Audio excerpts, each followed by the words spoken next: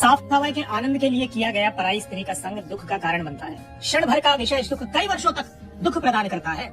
दूसरों की स्त्रियों के साथ विहार करने वाले पुरुष निश्चय ही घोर नरक में जाकर पकाए जाते हैं। और नीचे लिखा हुआ है कि जिस व्यक्ति का मन स्त्री में आसक्त है, स्त्री में अगर उसका मन लगा हुआ है, तो उसका धर्म, उसका यश, प्रतिष्ठा, तप, बुद्धि, विद्या एवं दान ये सब व्यर्थ हो जाते हैं, सब निफल हो जाते हैं। और भी चीजें मैं आपको पढ़ाता हूँ। देखिए लिखा हुआ है कि पुरुषों के लिए इस संसार में आयु का नाश करने वाला सबसे बड़ा मतलब जैसा यह पर स्त्री प्रसंग होता है वैसा कुछ भी नहीं होता है। अगर आप पर स्त्री प्रसंग कर रहे हैं तो सबसे जल्दी सबसे बड़ा आपका आयु का नाश होगा।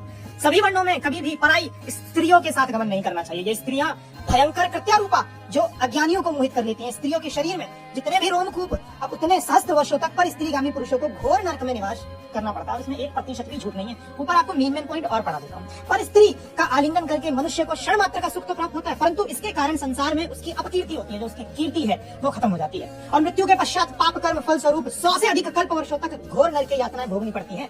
एक नरक की यातना का वर्णन नीचे लिखा हुआ है, सारी नहीं पढ़ाऊंगा, हाईलाइट जो है वो पढ़ा देता हूँ। जो अपनी स्त्री को छोड़कर लोभ अथवा काम सुख से दूसरी स्त्रियों को ग्रहण करता है अधर्म है।